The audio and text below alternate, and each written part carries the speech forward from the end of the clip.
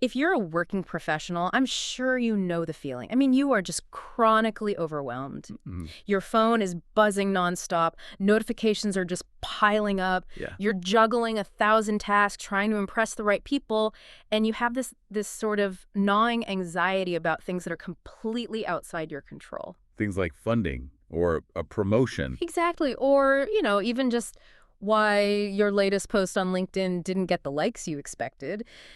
We just live in this world that's defined by external pressure. It really is the ultimate modern problem, isn't it? We have maximum complexity, maximum anxiety, and just minimum internal peace. Right. We've got more tools to connect than ever, but we feel, I think, more disconnected from our own sense of purpose. You've nailed it. And today, we're going to skip the expensive mindfulness retreat. We're skipping the latest productivity app. Good. We are going straight to a source that's over 2,000 years old, written by a man who had, literally the most stressful job in the ancient world, Marcus Aurelius. the Roman emperor. Yeah. And we're looking at his private journal, the Meditations. And what's so remarkable about this text, this book, Yeah, is that it was never meant to be published. right. It wasn't for us. No, not at all. It's not some grand public sermon or political dogma. It's the raw, intimate inner monologue of a man just struggling. Struggling with what? Struggling to be good, to stay rational, and just to survive an almost impossibly difficult job. The source material puts it beautifully. It says, these are the innermost thoughts of his heart, set down to ease it. Wow. And he's writing down these maxims and reflections to help him bear the burden of duty and the countless annoyances of a busy life. So this is a deeply personal, battle-tested toolkit. It's designed for, internal survival. Exactly. So our mission for this deep dive is pretty simple. We're going into the mind of a Roman emperor to pull out the core Stoic principles that directly fight, modern stress, information overload, all that stuff. And we want to distill that ancient wisdom into 3 or 4 really actionable principles. So you, the listener, can get the shortcut to a bit more internal peace without having to, wade through 12 books of philosophy. And I'll be here to sort of unpack the history and the philosophy behind it. Make sure we keep the explanation simple, non-academic, and immediately useful for your daily professional life. Okay, let's unpack this. Before we even get to the philosophy, we have to set the stage. Because when people hear philosopher, they picture someone in an ivory tower. A recluse, yeah. Uh-huh. Or a monk on a mountain. Right. And Marcus Aurelius was decidedly not that. He was, as you said, the ultimate working professional, which makes his advice so relevant. That is the absolutely essential starting point. You have to understand this to see why his advice has such weight, such practical power. Marcus was an emperor. The Emperor of Rome. For 19 years. Oh. He wasn't just studying philosophy. He was the CEO of a vast, volatile empire. He was accountable for millions of lives. His philosophy was constantly being stress-tested by, extreme reality. So give us a picture of that reality. The sources are clear. His life wasn't just peaceful reflection time in a villa. They're not even close. His reign from 161 CE was just a relentless barrage of crises. First, he was dealing with the Antonine Plague, which absolutely devastated the empire's population. Like a pandemic. A massive one. And at the same time, he was fighting these huge wars on the frontier.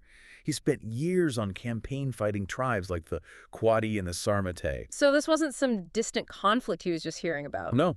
He was personally involved. He was on the front lines, dealing with the military pressure, the logistics, the enormous financial burden of keeping the legions supplied. It's almost unimaginable. So he's making life or death decisions every day, managing logistics that would make a modern corporation look simple, all while fighting a pandemic from the front. And that's just the external chaos. There's more. Oh, yes. Internally, he was facing constant political fraud, toxic dissent.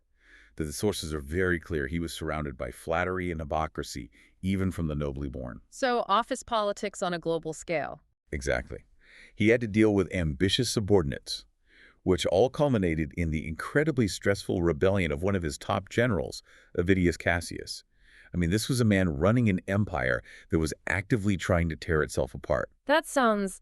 They were purely an exercise in self-correction, internal governance. They were a mechanism to constantly remind himself of his philosophical duties. like a firewall for his mind. A perfect analogy.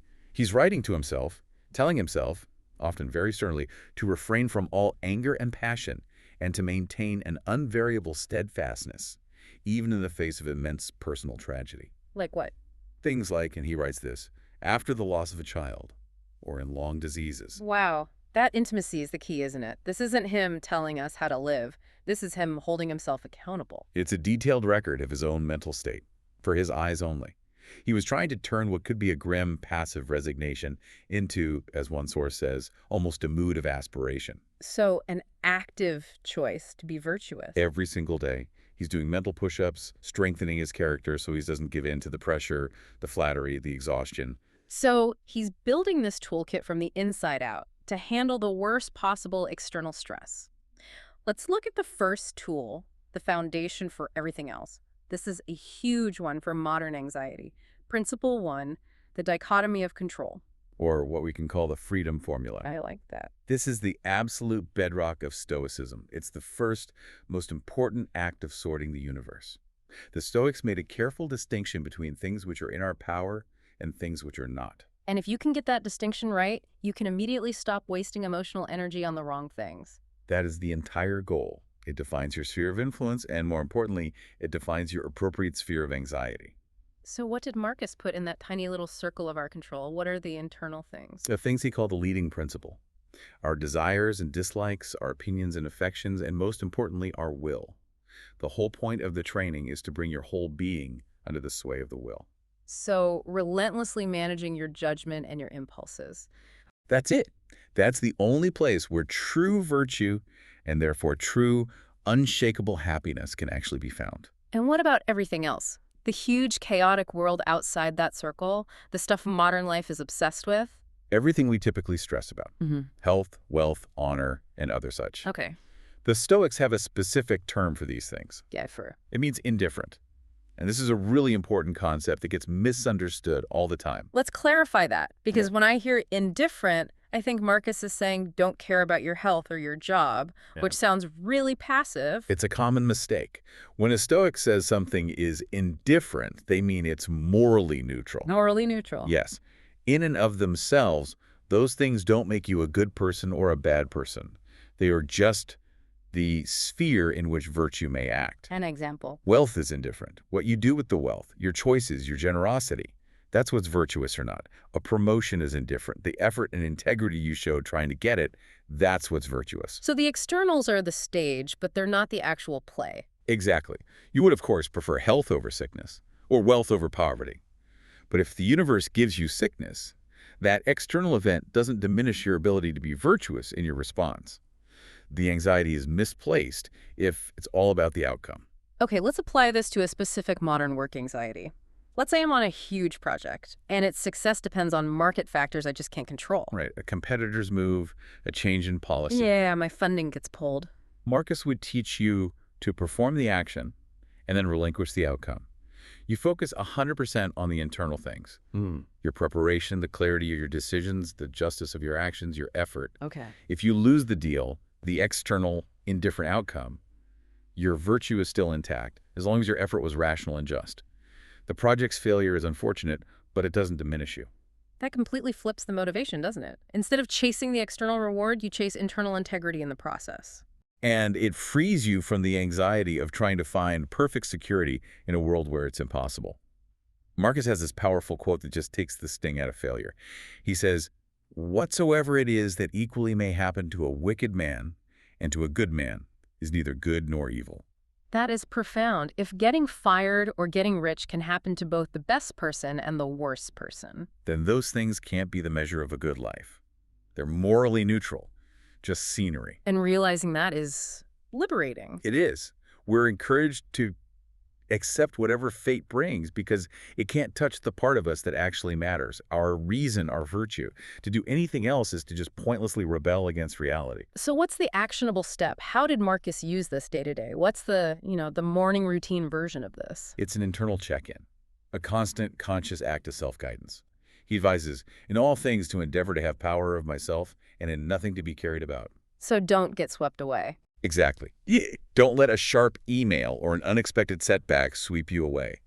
You only put energy into the things that wholly depend of our own wills. I can see how that's the first step to cutting down on anxiety. But okay, once you've done that, you still have to deal with all the noise, right? The criticism, the judgments, other people's opinions. Which brings us perfectly to principle 2, The inner citadel. Yes, the inner citadel. This refers to the mind's ability to retreat into its own fortified space, a place that's completely impregnable to all external forces. The key teaching here is that suffering never comes directly from external events. How does he explain that? Because it sure feels like it does. He's incredibly clear about the mechanism. You have to separate the sensation from the judgment. He writes, "The things or objects themselves reach not unto the soul, but stand without still and quiet." So the bag thing, the event, the fact is inert. It's quiet. It can't get in. Right, and that it is from the opinion only which is within that all the tumult and all the trouble doth proceed. It's the story we layer on top of the fact that causes all the pain. It's our judgment. Precisely. The external event is just an impression. If we then attach a judgment to it, what Marcus calls conceit and apprehension, that's what creates the emotional storm. So if you get aggressive feedback from a client, The feedback is the fact. The opinion is, this means I'm incompetent, they hate me, my career is over. That second part is what causes the distress. The external fact has no emotional content until we give it one. this is so potent for dealing with the modern reputation trap. We're also worried about what people think of us, of our work, of our online presence. And Marcus knew this world well. His was a world of gossip, flattery, and backstabbing. He explicitly warns against worrying about honor and credit that come from the bare conceits and voices of others. He's forcing you to question the source of the validation you're looking for. He is. He asks, what is the worth of these people whose opinions we so desperately want? They're often people who, whiles they live, know not what in very deed they themselves are. That's a harsh but necessary thought. If the critic doesn't even know themselves, why am I investing my internal peace in their judgment of me?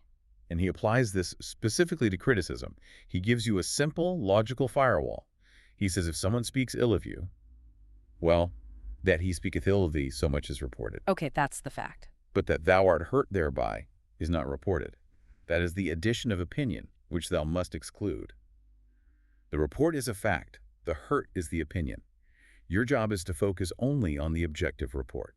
That sounds simple, but in the heat of the moment, that requires incredible discipline. How do you do that? It does. And he gives an immediate, actionable cognitive step, a method. He says, keep thyself to the first bare and naked apprehensions of things, and add not unto them. A mental exercise in radical objectivity. It is. So your colleague misses a deadline. The bare apprehension is the deliverable was received late. The opinion you have to cut off is this person is lazy, they're trying to sabotage me, they don't respect my time. And if you can train yourself to do that, the internal conflict just melts away. It does. Marcus concludes, let opinion be taken away, and no man will think himself wronged. If no man shall think himself wronged, then is there no more any such thing as wrong? That's how you fortify the inner citadel. So first, define what you control. Second, strip your opinions from the facts. Here's where it gets really interesting for me, though. If we do all this, if we achieve this self-mastery, it could sound a little cold, right? A bit individualistic. I see what you mean. The stereotype of the Stoic. Yeah. How does this connect to finding a deeper, shared meaning in the daily grind? That is a critical question. Yeah. And it links the individual discipline of Principles 1 and 2 directly to the social purpose of Principle 3. Okay. The end goal for a Stoic virtue is defined as to live in conformity with nature. And for a human, our nature is defined by two things, reason and sociability. So self-mastery isn't the end goal. No. It's the necessary preparation for effective social action. The ultimate good is to consciously work for the common good. Okay, so principle 3 is conformity to nature and community, finding purpose and flow through contribution. Absolutely. Marcus argues that society, therefore, is the proper good of a rational creature. For that we are made for society, it has long since been demonstrated. We're not meant to be isolated islands. He used a powerful metaphor for this, right? Yeah. The fellowship mandate. Yes. He sees humanity as one organic unit. He says we are fellow workers, as the feet, the hands, and the eyelids, as the rows of the upper and under teeth. Wow. So opposition, malicious conflict, office politics, it's all against nature. It's like your hand trying to scratch your own eye. We are literally designed to cooperate. That has huge implications for modern teams. If someone on your team messes up or acts against you, your first reaction shouldn't be anger. It should be understanding, pity even. Marcus says to step back and ask what it was that he did supposed to be good, what to be evil when he did trespass. So try to figure out their flawed logic. Exactly. For this, when thou knowest, thou wilt pity him, thou wilt have no occasion either to wonder or to be angry. They acted based on a mistaken view of what was good for them, a failure of principle two, not out of pure malice towards you. That completely reframes conflict management. It's about diagnosis, not reaction. It's a way to de-escalate office politics by seeing the misguided judgment instead of just the personal hurt. And this extends beyond your immediate colleagues. It's about a wider civic duty. Marcus reminds himself that he has two identities. My city and country as I am Antoninus is Rome. As a man, the whole world. Your citizenship is universal. To the cosmos itself. So that boring spreadsheet you're working on isn't just a spreadsheet. It's a tiny contribution to the functioning of the whole human machine. It gives a noble purpose to even the most mundane work. And the actionable takeaway for this, the one that applies so well to corporate ethics, is the beehive rule. The classic maxim. That which is not good for the beehive cannot be good for the citizen. Simple as that. You apply this to your professional life. If you hoard information or undermine a colleague for your own gain, you're harming the hive. And because your own good is found in the hive's success, you're ultimately harming yourself. Okay, so we've got control over our responses, we've fortified our minds against noise, and we found purpose in community. But now there's the constant pressure of time, procrastination, feeling overwhelmed by the sheer volume of work. Marcus meditated on this constantly. This is principle 4. Mortality and the fierce urgency of now. Yes, and he uses the inevitability of death not as a morbid thought, but as the single greatest catalyst for immediate rational action. A productivity hack. In a sense, yes. He emphasizes the swiftness of change. This world is mere change, and this life, opinion. Everything you're chasing is temporary, but for a day. Realizing this forces a radical simplification of your priorities. The ticking clock forces you to focus on what really matters. It does. He asks himself almost with regret, "Thou art now ready to die, and yet hast thou not attained to that perfect simplicity?" It's a fierce call to action. But the reason for the urgency is dual, and this is where it gets really deep. What's the dual urgency? It's not just that life is ending. No. Not only are you every day nearer unto death, but, and this is crucial, Marcus warns that your intellective faculty, whereby thou art enabled to know the true nature of things, doth daily waste and decay. Whoa. So it's not just your body that's aging. Your capacity for clear, rational judgment, the very tool you need to live well, is also deteriorating. Exactly. It's a stark reminder. It's not just that time is running out externally. Your internal operating system for high-quality thinking is wearing out. This is like a Roman version of decision fatigue. So there's this fierce imperative to live well now while your mind is at its sharpest. Yes. Act while you possess the full force of your rational faculty. He defines perfection as when a man so spends every day as if it were his last day. Balanced, present, without needless passion or apathy. That's the ideal. So how do we actually use this urgency on a random Tuesday afternoon? How do we make sure we're using that precious, decaying, rational capacity well? By constantly applying the check-in question, focusing entirely on the present moment. You have to ask yourself, what is now that part of mine, which they call the rational mistress part, employed about? Is this thought worthy of my rapidly decaying mind? That's the highest leverage question you can ask yourself, hour by hour. If the answer is dwelling on a past mistake or fearing a future failure, you're wasting your most precious, limited resource. So you do everything as if it's your final action. It sounds like an impossible standard, but it's the only way to achieve maximum focus and clarity. If you treat drafting this email or preparing for this meeting as the last rational thing you will ever do, You'll make sure it's done with justice and integrity. you will. Marcus summarizes the whole framework. He says if you just focus on the present task, following the rule of reason, carefully, solidly, meekly, and don't get distracted, thou shalt live happily. That's it. So this is a complete system, 2,000 years old, for managing yourself and the world. It is a powerful, integrated framework. To just quickly synthesize it for everyone, first, control your response. Remember that only your judgments are good or bad, not external events. Right. Principle 1. Second, manage your thoughts. Build that inner citadel by separating facts from your opinions about them. Principle 2. Third, work for the whole. Find your purpose in contributing to the common good, the beehive rule. Principle 3. And fourth, act now.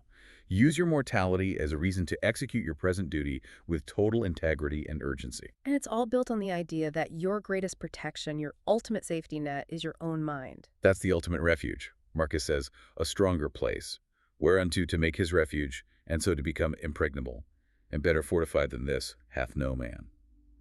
The unconquerable mind is the only fortress we truly have. So if we accept that happiness consists in very few things, justice, charity, modesty, then we have to confront the final provocative question Marcus asks himself. Which is, How can I, who am a rational and sociable creature, have any more need than of performing actions suitable to my proper constitution? the implication is profound. The greatest things you can achieve, a divine life, require no external resources, no promotion, no validation. They just require you to act rationally and contribute socially moment by moment. So the implication for you, the listener, is clear. The greatest battle you're fighting isn't with your boss or your competitor, it's with your own judgment. And if your own understanding will not of itself bring trouble and vexation upon itself, what external power truly remains to make you unhappy? Nothing external, provided you choose your response wisely and ruthlessly prioritize the present moment. Thank you for guiding us through this ancient and yet incredibly relevant management seminar. That was a deep dive well taken.